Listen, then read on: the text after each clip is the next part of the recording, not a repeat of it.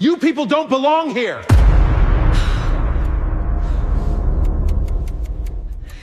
We just came to look. Get out! Right now! You're humiliating us.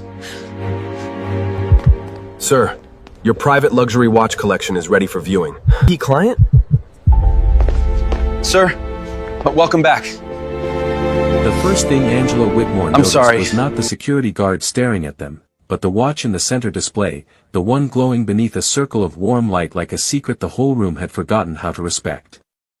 It was called the Angela No. 1, a limited edition white gold timepiece with a midnight blue dial and a tiny line of diamonds so subtle most people missed them unless they knew exactly where to look.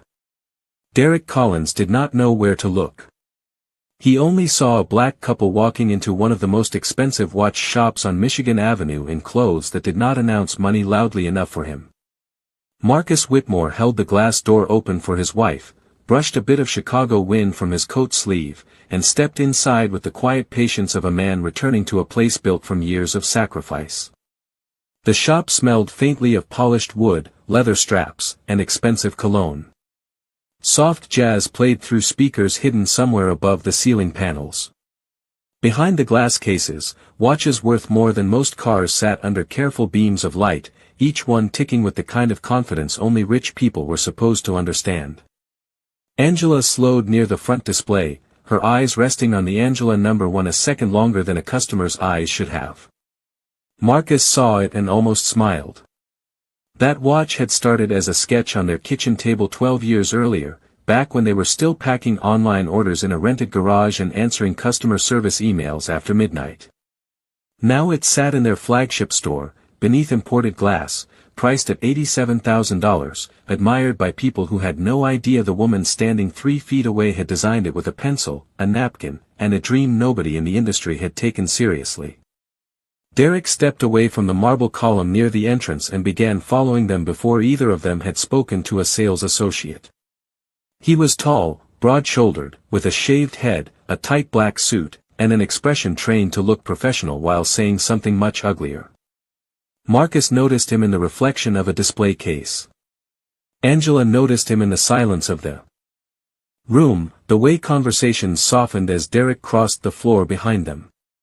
A young sales associate named Claire Bennett looked up from her tablet, her face changing for just a moment when she saw the couple.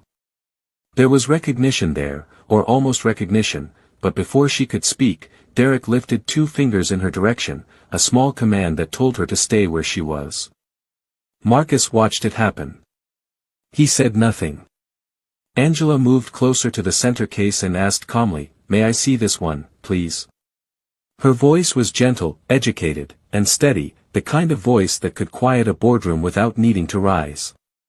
Derek answered before Claire could. "That model is not for casual browsing." Angela turned to him slowly. "I did not ask to browse casually." Derek glanced at Marcus, then at Angela's coat, then at the plain leather bag resting against her shoulder. "People usually make appointments for pieces like that," he said. Marcus folded his hands in front of him. "Then perhaps we can make one now." Derek gave a small laugh that never reached his eyes. "Sir, this is a private luxury showroom, not a place to come in from the street and ask to handle 6-figure merchandise." The sentence landed softly, but everyone in the room felt the weight behind it. A white couple near the back display stopped pretending to compare watches. Claire lowered her eyes. Angela looked again at the watch named after her, then back at Derek. "Are you saying we cannot afford it, or that you do not want us touching it?" Derek's jaw tightened. "I am saying we have had theft attempts before, and I am trained to notice suspicious behavior." The jazz kept playing. The watches kept ticking. Marcus looked up at the black security camera mounted in the corner, the same camera system he had approved personally after a break-in 8 years earlier.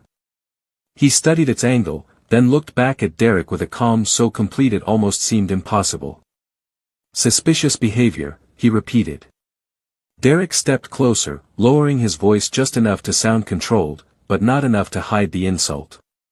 "You came in, went straight to the most expensive case, and started asking questions. People like you do not usually." Come in here for that watch unless they are planning something. Angela's hand tightened once around the strap of her bag. Marcus saw it. He also saw Claire's face go pale behind the counter. For a moment, the entire shop seemed to hold its breath. Then Derek made the mistake that would change everything. He pointed toward the front door and said, "I am going to ask you both to leave before this becomes a problem." Marcus did not move toward the door. He did not raise his voice, did not point a finger, did not give Derek the reaction he seemed to be waiting for. He simply stood beside the center display with his hands folded in front of him, his reflection stretched across the polished glass beside the reflection of the watch his wife had created. Angela turned slightly, not toward Derek, but toward the far wall where a framed photograph hung half-hidden behind a tall orchid arrangement.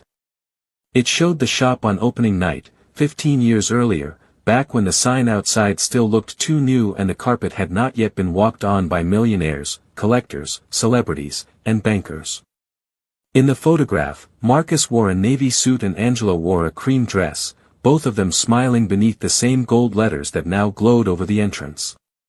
Derek had walked past that photograph every day for 3 weeks and had never once looked at the faces inside it.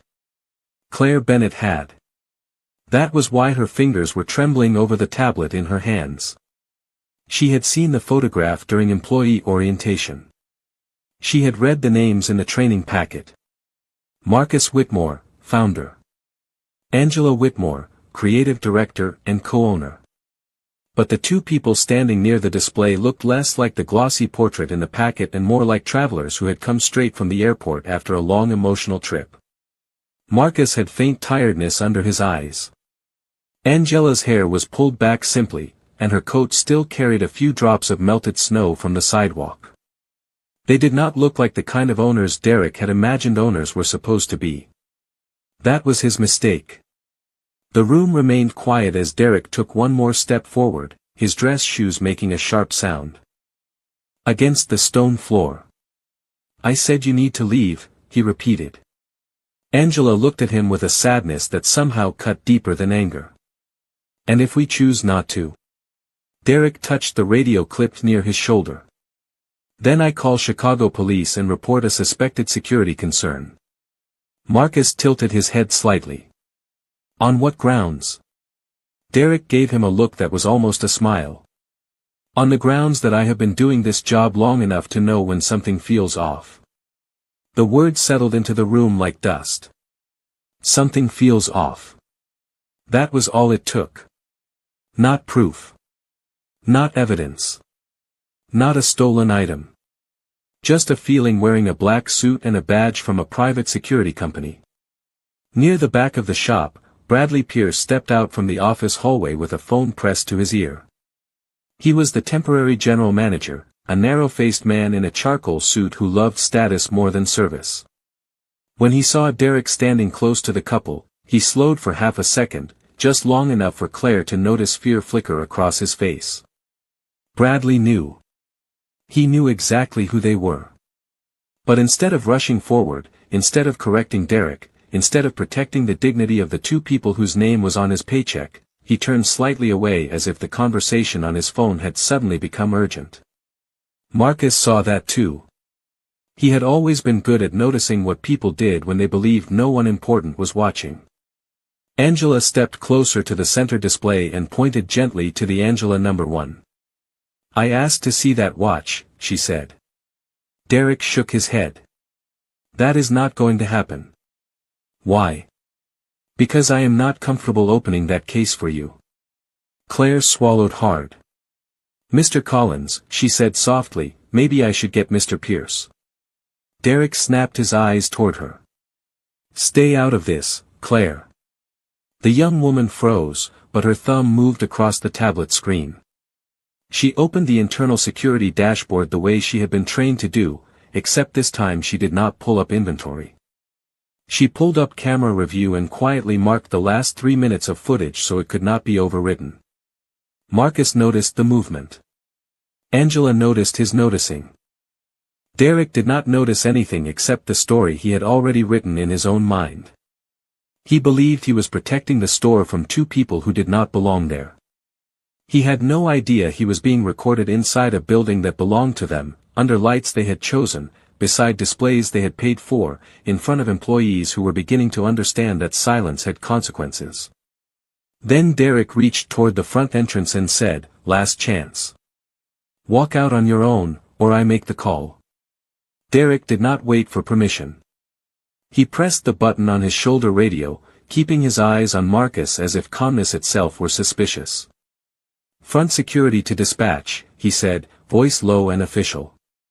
"I need a police response at Whitmore and Company timepieces on Michigan Avenue. Possible attempted theft, 2 individuals refusing to leave." The words changed the air. A woman near the bracelet display quietly set down the watch she had been trying on. The white couple in the back stopped whispering. Claire's face went still, but her thumb moved again, saving the radio audio to the same incident file she had marked moments earlier. Marcus looked at Derek for a long second, then turned toward Bradley Pierce, who was still pretending to listen to his phone call by the office hallway. Bradley's lips had gone pale. He knew this had moved beyond a misunderstanding. He knew a call to the police would create paperwork, camera review, corporate notification, and questions he could not answer without exposing what had been happening in that store for months. Still, he did not step forward. That silence told Marcus more than any confession could have. Angela moved beside her husband, close enough that her sleeve brushed his. She spoke softly, but every person in the room heard her. "Marcus, do you remember what your father said the morning we signed the lease?" Marcus looked at the old wall clock near the entrance, the one his father had installed himself when the store first opened. It was running 3 minutes slow, just as it always had when the humidity shifted in winter. He said a door means nothing if the wrong person decides who gets to walk through it. Angela nodded, her eyes never leaving Derek. Derek frowned, annoyed by the calm, annoyed by the words, annoyed most of all by the fact that neither of them seemed afraid. "You can give speeches outside," he said. Marcus took a slow breath. There was a time when that sentence might have cut deeper.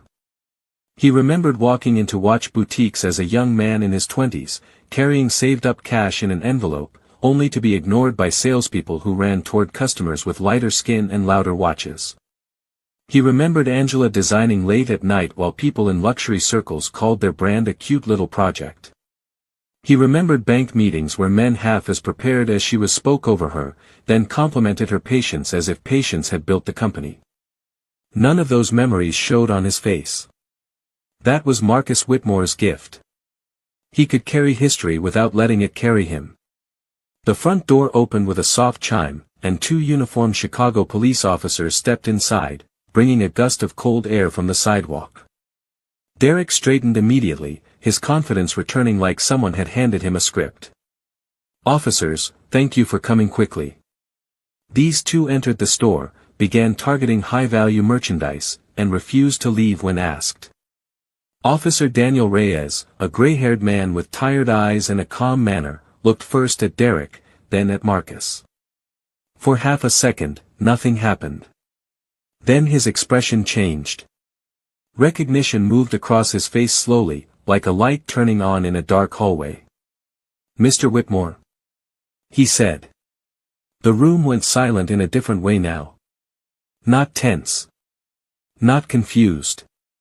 Silent with the first hint of realization. Derek blinked. Bradley closed his eyes. Officer Reyes stepped forward and offered his hand. "Sir, I did not know you were back in town." Marcus shook his hand politely. "We arrived this morning." Reyes looked at Angela and gave a respectful nod. "Mrs. Whitmore. My wife still talks about the fundraiser you hosted for the Police Families Foundation." Angela smiled faintly. "I am glad it helped." Derek looked from the officers to Marcus, then to Angela, searching for a version of the story where he had not just called. "The police on the owners of the building." Marcus reached into his coat, slowly enough that no one misunderstood the movement, and removed a slim black key card from his wallet. He walked to the center case, placed the card against the hidden reader below the glass, and entered a 6-digit code. The lock released with a clean metallic click. The sound was small, but it landed harder than a shout. Angela lifted the Angela number 1 from its stand with careful fingers, turned it once under the light, and looked at Derek. "This was the first watch I ever designed for this company," she said. Then Marcus looked toward the camera in the corner and spoke with quiet precision. "And every camera in this store belongs to us." Derek stared at the open display case as if the lock had betrayed him. For 3 weeks, he had treated that soft metallic click like proof of authority, a sound that separated people who belonged from people who did not. Now it had opened for Marcus with one quiet touch, and everything Derek thought he controlled began slipping out of his hands. Officer Reyes looked from the watch in Angela's palm to the gold letters above the entrance, then back to Derek. His voice stayed professional, but something in it had cooled. "Mr. Collins, you reported a suspected theft. Do you have evidence of stolen property, concealment, threats, or damage?" Derek's mouth opened, then closed. He looked toward Bradley Pierce for help, but Bradley had stepped halfway into the hallway, still clutching his phone like a man hoping it could turn him invisible. "I was following protocol," Derek said. "They were acting suspicious." Marcus turned slightly. "What did we do that was suspicious?" Derek swallowed. "You went straight to a restricted display." Angela's eyes moved to the watch in her hand. "I designed the restricted display." Claire looked down quickly, but not before a small breath escaped her, not laughter exactly, more like months of fear finally cracking. Derek heard it and flushed. Officer Reyes glanced at Claire. "Miss, were you present for the full interaction?" Claire froze. For a second, the old habit rose in her, the habit of staying quiet, keeping her job, letting powerful men explain uncomfortable things away. Then she looked at Angela, who was still holding the watch with the care of someone holding memory, not merchandise. "Yes," Claire said. "I was present." Bradley's head snapped toward her. "Claire," he warned. Marcus did not raise his voice, but it carried across the showroom. "Mr. Pierce, do not interrupt her." Those 6 words changed Claire's posture. She stood straighter, set the tablet on the counter, and turned it so the screen faced Marcus. "I saved the footage," she said. "From the moment you entered. The cameras caught the whole thing." Derek's face tightened. "You saved internal footage without authorization?" Claire looked at him for the first time without lowering her eyes. "I followed loss prevention procedure. Any security incident involving a police call is supposed to be preserved." The room shifted again. The white couple near the back looked away, embarrassed now by their own silence. A man in a navy overcoat who had been pretending to study a watch strap quietly placed it back on the tray. The store no longer felt like a showroom. It felt like a courtroom with glass cases. Marcus reached for the tablet, but Angela gently touched his wrist. "Let everyone see it," she said. Not loudly. Not angrily. Just clearly. Bradley stepped forward at last, panic breaking through his polished expression. "I do not think that is necessary on the sales floor. We can handle this privately in the office." Angela looked at him, and for the first time that afternoon, her sadness became something sharper. Privately is how this kept happening. Bradley went still. That single sentence landed with the force of an accusation because it was one. Claire tapped the tablet and sent the footage to the large presentation screen mounted discreetly near the consultation area, a screen usually reserved for showing collectors the craftsmanship behind rare mechanical movements. The image appeared in crisp color. Marcus and Angela entering the shop. Derek watching them before they touched anything. Derek signaling Claire not to approach. Derek following them. Derek refusing to open the case. Derek saying the words that had chilled the room minutes earlier. "People. Like you do not usually come in here for that watch unless they are planning something." The sentence sounded worse when played back. Cleaner. Colder. Impossible to soften. Derek stared at the screen as if another man had said it. Officer Reyes wrote something in his notebook. The second officer, Officer Kim, looked at Bradley and asked, "Has your management team received complaints about similar behavior before today?" Bradley's answer came too fast. "Not formal ones." Marcus heard the trap in that phrase. Not formal ones did not mean no. It meant someone had spoken, and someone else had decided not to listen. Angela placed the Angela number 1 back in its stand and closed the case herself. Then she turned toward Bradley. "Pull the customer incident log for the last 90 days. Bradley blinked. "Now." Marcus looked at the old wall clock, still running 3 minutes slow. "Yes, Bradley. Now." Bradley Pierce did not move at first. He stood beneath the hallway light with the stiff expression of a man trying to calculate whether delay could become defense. Marcus watched him the way he used to watch auction bidders across polished tables, not listening to what they said, but measuring what they feared. "The customer incident log," Marcus repeated. 90 days. Bradley forced a tight smile. "Of course. I just need to access the office system." Angela looked toward Claire. "Can you access it from here?" Claire hesitated only a moment before nodding. "Yes, Mrs. Whitmore. Store managers can access it, but so can senior sales staff for service follow-ups." Bradley turned sharply. "That is not your responsibility." Claire's hand paused over the tablet, but Marcus spoke before Bradley could reclaim the room. "Today it is." Claire tapped through the internal dashboard, and the presentation screen changed from security footage to a list of dated entries. At first, it looked harmless, just rows of customer notes, appointment reminders, and minor service issues.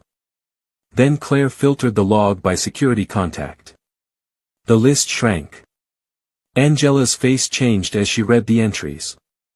February 3rd, customer asked to leave after extended browsing. February 9th, visitor escorted out for suspicious behavior. February 17th, couple denied viewing due to lack of appointment. February 22nd, guest refused entry after appearing agitated. There were 15 entries in 3 months. Too many for a quiet luxury shop that usually served by appointment, too many for coincidence, and each one used the same careful language that made disrespect sound like policy. Officer Kim stepped closer to the screen. "Were police called for all of these?" Claire shook her head. "Not all. Sometimes Mr. Collins handled it himself." Marcus kept his eyes on the names. Some were incomplete, but several had notes. Dr. Elaine Brooks. Pastor Henry Caldwell and wife. Malik Johnson, college graduation gift for father. Denise and Robert Avery, anniversary purchase. Angela inhaled slowly at the last name. "The Averys?" she asked. Claire nodded, her voice softer now. "They came in last month. They wanted to see the rose gold anniversary pair. Mr. Collins told them the store was closing early, but we stayed open another hour after they left." Bradley rubbed his forehead. "This is being taken out of context." Marcus turned to him. "Then give us the context." Bradley's mouth tightened. "High-end retail requires judgment. Not everyone who walks in is a client." Angela looked at him for a long moment. "That is true," she said. "But everyone who walks in is a person."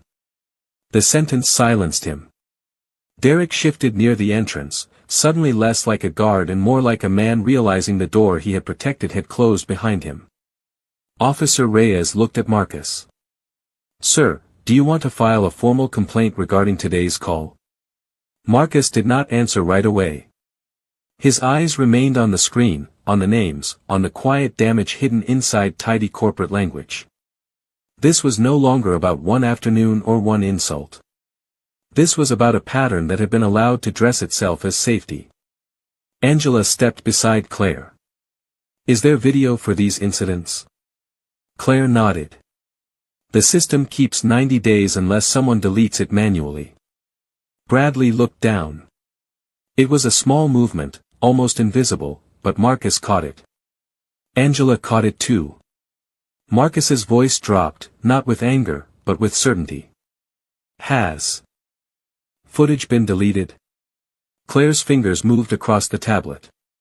She opened the archive, then stopped.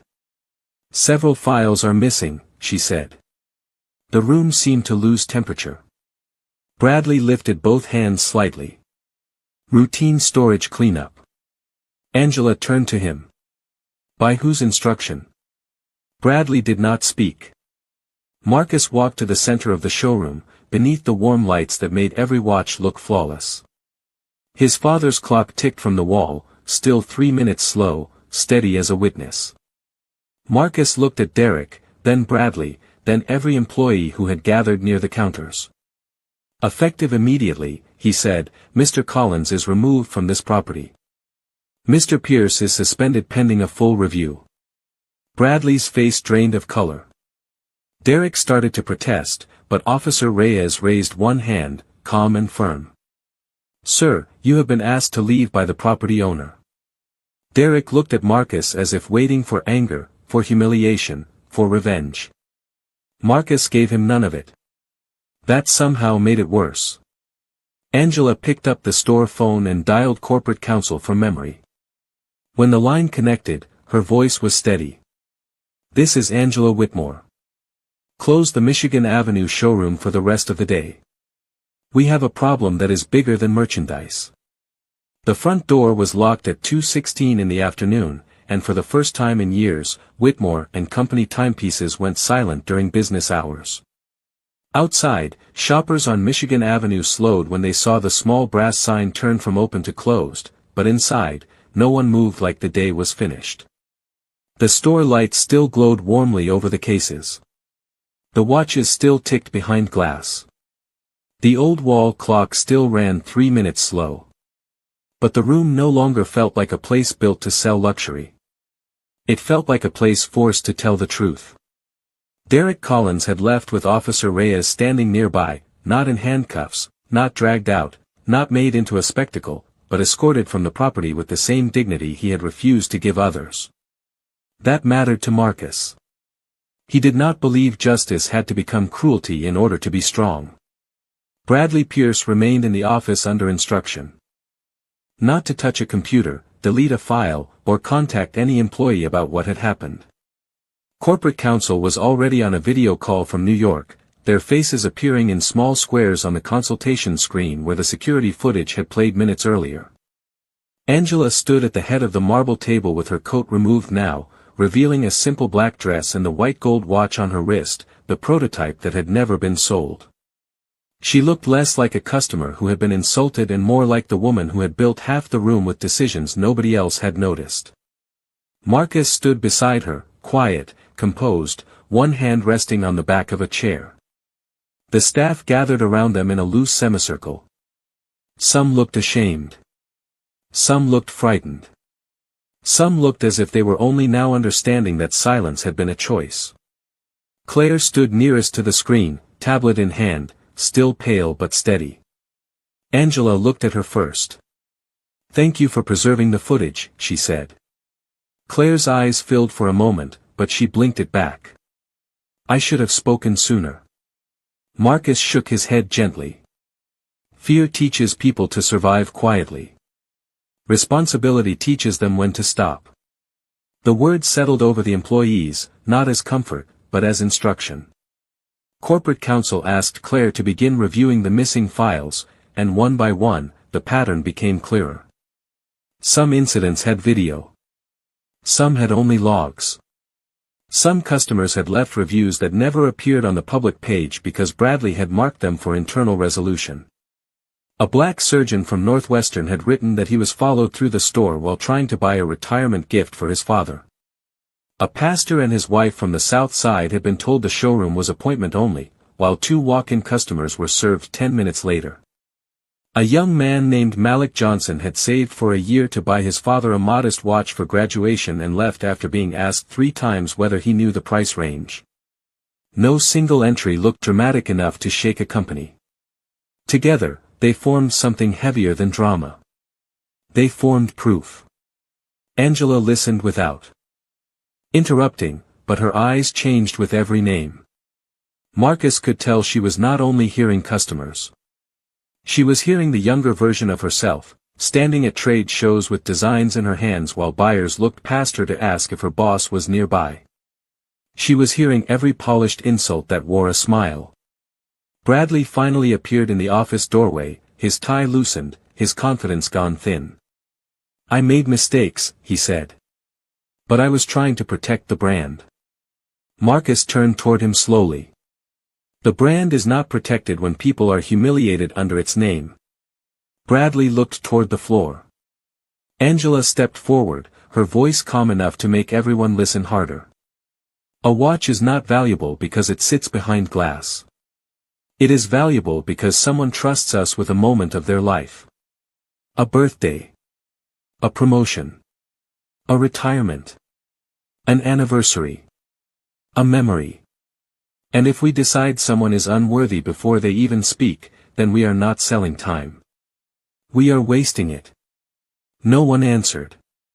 There was nothing to answer. Marcus looked toward the old photograph near the orchid, the one Derek had never noticed. His father's smile stared back from opening night, proud and hopeful, unaware of how many battles his son and daughter-in-law would have to fight just to keep the door honest. Then Marcus turned to Claire. "Find every customer on that list that we can identify. Start with Dr. Brooks, the Caldwells, Malik Johnson, and the Averys." Angela nodded. "They will receive a personal apology from us, not a coupon, not a scripted email, a real apology." Bradley looked up sharply, as if the word apology cost more than any watch in the room. Marcus saw that too. By 5 o'clock, the luxury showroom had become something completely different. Employees were calling customers. Counsel was securing files. Officer Reyes had taken a statement and left his card. Angela had written a temporary notice by hand, refusing to let marketing polish it into something empty. When Marcus taped it to the inside of the front door, people outside stopped to read it. Closed for retraining. Luxury without dignity is just glass and metal. By sunrise the next morning, the handwritten sign on the front door had already been photographed by dozens of people walking along Michigan Avenue. Some stopped for only a few seconds, expecting a normal closure notice, then leaned closer when the words made them think. Luxury without dignity is just glass and metal. By 9 o'clock, the phrase had traveled farther than Marcus or Angela expected. A local business reporter posted it online. A customer from 2 years earlier shared a story about being ignored in the showroom until her white colleague walked in. Another person wrote that his father had been followed through the store while wearing his hospital badge after a 16-hour shift. The comments did not arrive like an attack. They arrived like a door opening, and behind that door were people who had carried quiet humiliation home because they did not think anyone inside a place like Whitmore and Company timepieces would care. Marcus read them from the office his father had once helped paint by hand. The room was small compared with the showroom, with one window looking down at the sidewalk and shelves filled with old catalogs, repair sketches, and framed newspaper clippings from the early years. Angela sat across from him with a legal pad in front of her, writing names, dates, and phone numbers in neat lines. Neither of them had slept much. Their flight from Atlanta had landed less than 24 hours earlier. They had come home grieving Marcus's aunt, expecting to spend one quiet afternoon checking on the business before returning to ordinary life. Instead, they had found the kind of problem that hides in polished corners and calls itself standards. At 10:15, Claire knocked on the office door with 2 cups of coffee and a stack of printed customer notes.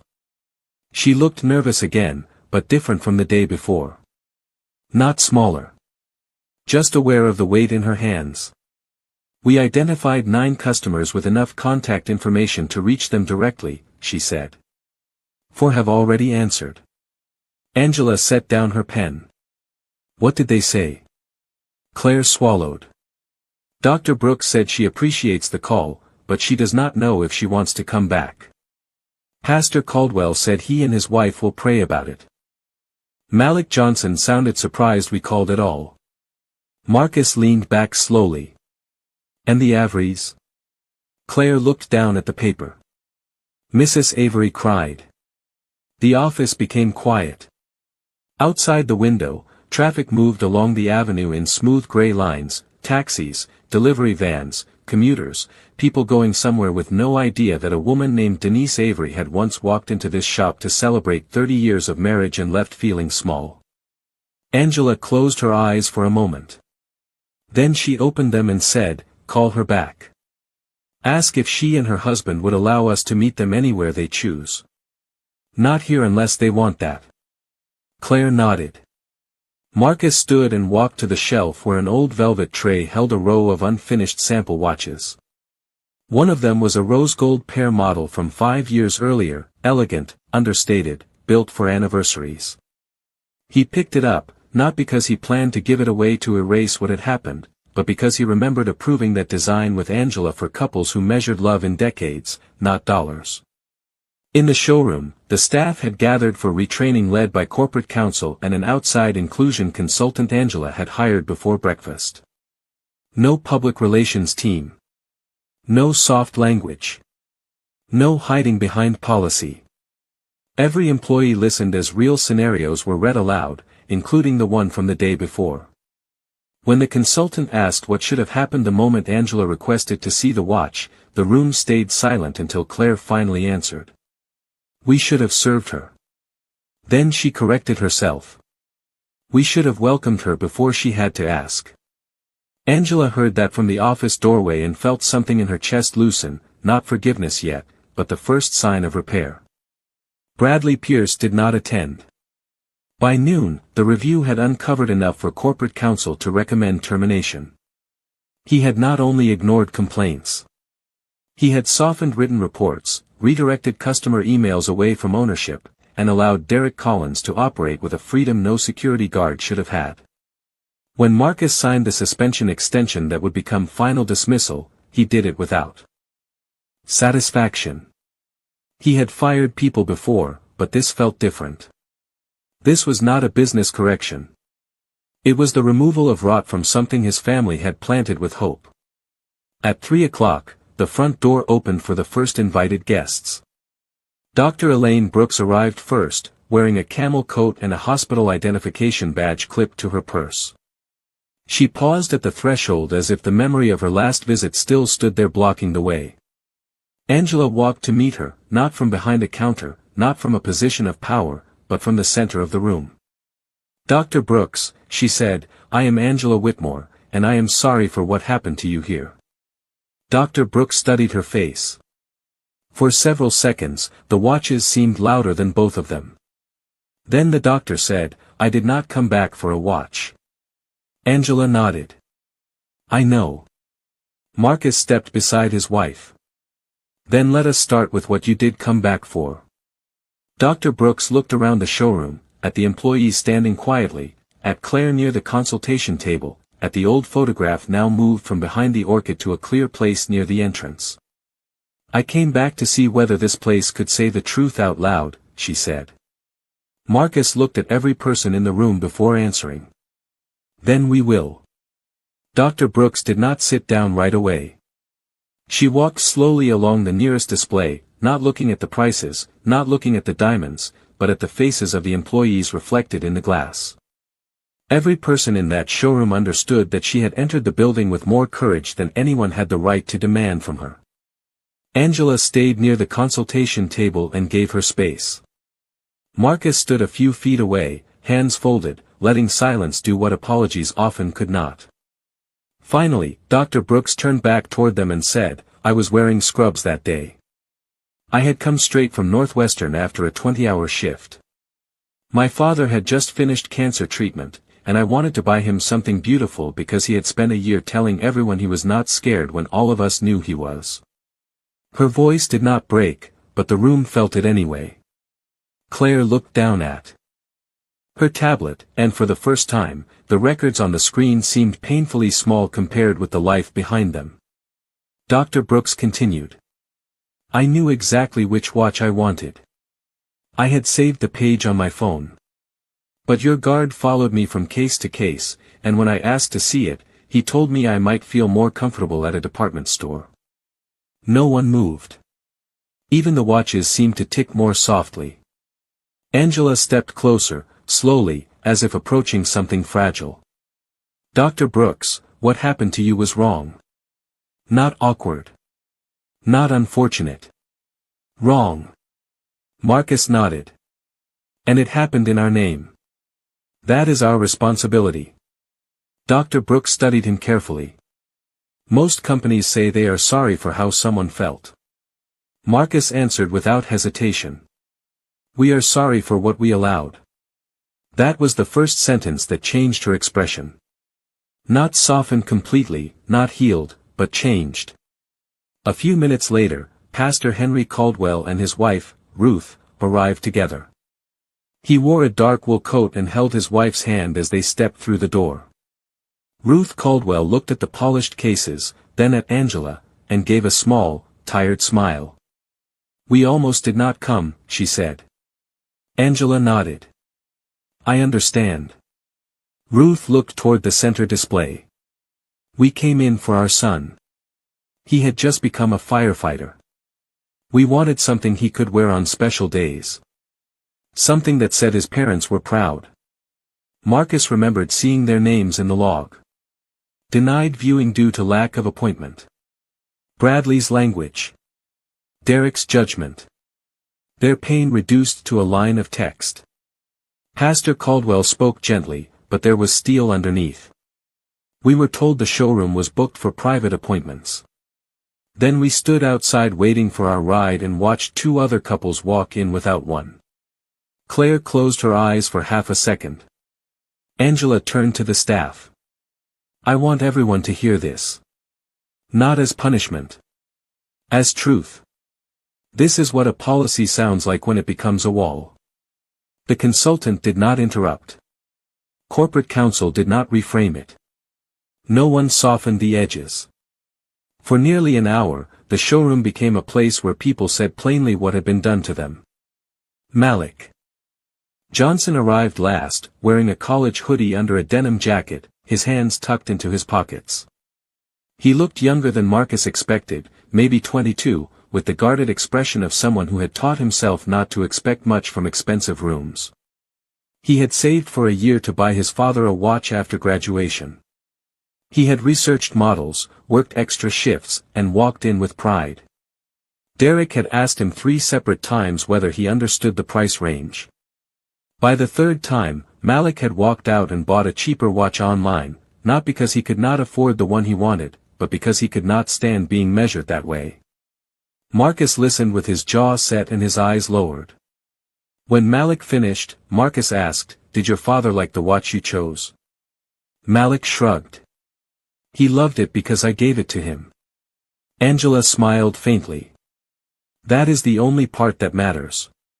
Then Marcus walked to a modest steel watch in the front case, not the most expensive, not the flashiest, but one designed for everyday dignity, clean lines, strong movement, the kind of watch a man could wear to church, work, dinner, and family photographs.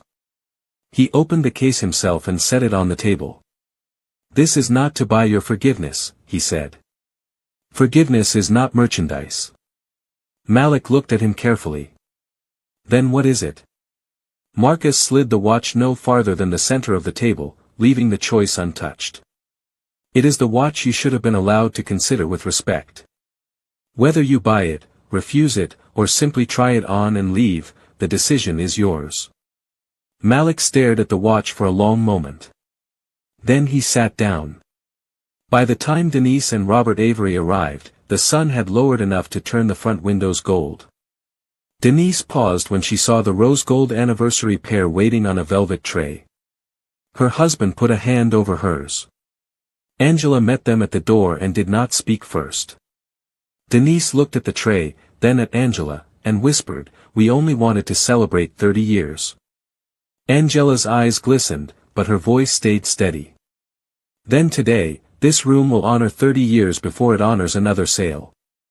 Denise Avery looked at the rose gold watches for a long time before she reached for her husband's hand. The pair had been chosen with care, two matching pieces with warm dials, clean numerals, and a small engraving space on the back where 30 years could become a sentence only they would understand. Robert Avery did not speak at first. He kept his eyes on the tray, then on Marcus, then on the old photograph near the entrance where Marcus and Angela stood on opening night with hope still fresh in their faces. Finally, Robert said, "When we left here last month, my wife apologized to me in the car." Angela's expression tightened. Denise looked down. "I did," she said quietly. "I told him I was sorry I picked this store." Robert shook his head, his voice low but steady. "And that hurt me more than anything that guard said, because she had done nothing wrong." The showroom went completely still. Claire wiped one tear quickly and tried to hide it, but Denise saw and gave her a small forgiving nod. Marcus felt the weight of the moment settle across the room. There were mistakes that could be fixed with policy, training, documents, and dismissals. Then there were wounds that no business procedure could touch unless people were brave enough to tell the truth in front of witnesses.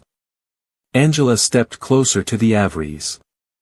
"Mrs. Avery, Mr. Avery, no one should leave a place bearing our name feeling as if they need to apologize for expecting respect." Denise lifted her eyes. "That is what we wanted," she said. "Not special treatment. Just the same welcome everyone else seemed to get without asking." Marcus nodded. "Then that is where we begin." He did not offer them a discount. He did not offer them a speech about moving forward. Instead, he pulled out 2 chairs at the consultation table and invited them to sit as honored guests. Angela brought the rose-gold pair herself, explaining the movement, the case, the sapphire crystal, the way the design was meant to age softly with the person wearing it. She spoke with the tenderness of a designer who had remembered why beauty mattered in the first place. Denise tried one on, and when the bracelet closed around her wrist, Robert smiled in a way that made his whole face change. "There it is," he whispered. "There what is?" Denise asked. "The look you had 30 years ago when you tried on your wedding ring." No one in the showroom rushed them. No one checked the time. In a shop built around clocks, the most important thing happening was that time had finally slowed down for the right reason. By the end of the evening, Dr. Brooks had accepted a private appointment for her father. Pastor Caldwell and Ruth had chosen to return later with their son. Malik Johnson had tried on the steel watch, taken a picture to send his father, and decided he would come back after graduation so they could choose together. The Averys purchased the anniversary pair, not because the store had earned full forgiveness, but because Marcus and Angela had made room for truth before asking for trust. When the last guest left, the sky over Chicago had turned deep blue, and the lights along Michigan Avenue shimmered against the glass like tiny second hands moving across the city. The staff remained inside, exhausted and quiet. Marcus walked to the front door and looked at the handwritten sign Angela had taped there the day before. "Closed for retraining. Luxury without dignity is just glass and metal." He removed it carefully, not because the message was finished, but because it no longer belonged only on the door. The next morning, the store reopened with a new sign beside the entrance, engraved in brass beneath the company name, "Every guest is to be welcomed before they are evaluated. Every story is to be honored before a sale is made." Derek Collins never returned. Bradley Pierce was dismissed after the review confirmed what the records had already revealed. Claire Bennett was promoted to Client Experience Manager, not as a reward for one good act, but because she had chosen truth at the moment silence would have been easier. Months later, people would still talk about the day Marcus and Angela came back like ordinary customers and revealed what kind of room their store had become. Some called it a scandal. Some called it justice. Marcus never liked either word. To him, it was a clock being reset. One evening, after closing, Angela stood beside the center display and looked at the Angela number 1 glowing beneath its soft circle of light. Marcus joined her, and for a while, neither said anything.